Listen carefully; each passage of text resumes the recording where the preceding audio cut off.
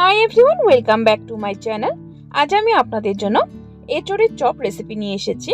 এই এঁচোড়ের চপ কিন্তু খেতে অসাধারণ লাগে আর বানানোও খুবই ইজি। যেহেতু এখন এঁচোড়ের সিজন, অবশ্যই ট্রাই করতে পারেন রেসিপিটি।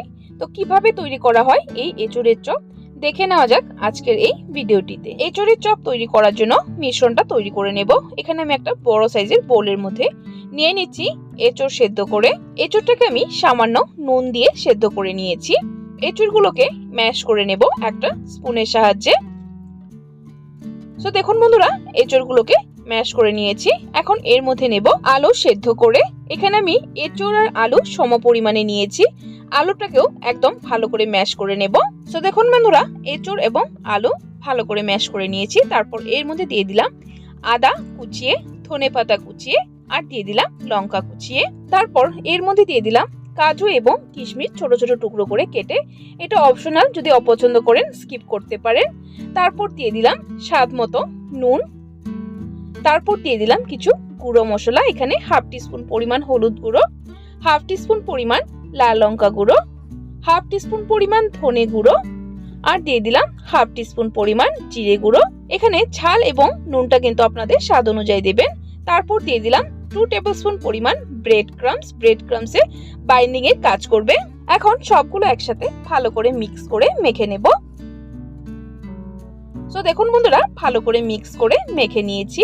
এখন চপগুলো তৈরি করে নিতে হবে। এখানে আমি সামান্য হাতে তেল লাগিয়ে নিয়েছি। তেল লাগিয়ে নিলে খুব ভালোভাবে তৈরি হয়, হাতে লেগে যায় না। এভাবে লম্বা লম্বা করে আমি চপগুলো তৈরি করে নেব। আপনারা আপনাদের পছন্দ অনুযায়ী চপগুলো তৈরি করে নেবেন।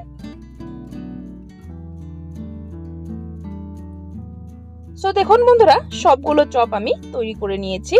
এখন এর মধ্যে কোটিং করতে হবে। এখানে আমি একটা প্লেটে নিয়ে নিয়েছি কর্নফ্লোর। কর্নফ্লোরের বদলে কিন্তু আপনারা ময়দাটাও ইউজ করতে পারেন। এভাবে শুকনো করে আগে একটা কোটিং করে নেব, তাহলে চপগুলো ক্রিস্পি হবে। দেখুন সবগুলো কোটিং করে নিয়েছি ড্রাই করে। এখন এই কর্নফ্লোরটাকে একটা বাটির মধ্যে ঢেলে নেব। দেখুন বাটির মধ্যে ঢেলে নিয়েছি।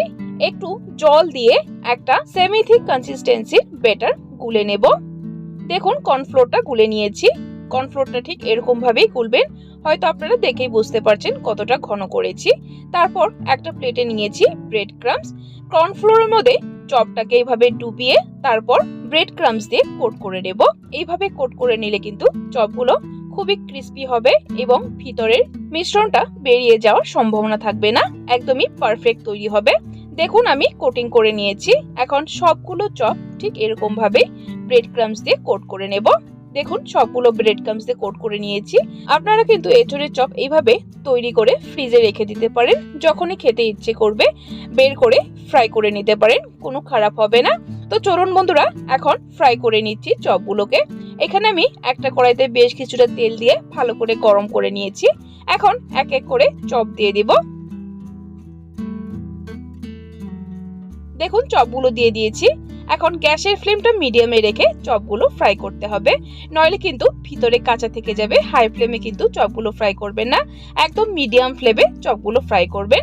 আর একটা স্পুনের সাহায্যে এইভাবে ঘুরিয়ে ঘুরিয়ে ফ্রাই করবেন, তাহলে চারপাশে সুন্দর কালার আসবে।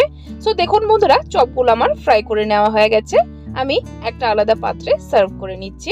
গরম গরম এরকম চপ খেতে কিন্তু অসাধারণ লাগে।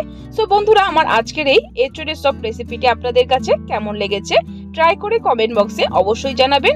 আর যদি রেসিপিটি ট্রাই করার পর ভালো লেগে থাকে তাহলে একটা লাইক দিতে ভুলবেন না। আরো এরকম রেসিপি আপডেট পাওয়ার জন্য আমার চ্যানেলটাকে সাবস্ক্রাইব করে দিবেন।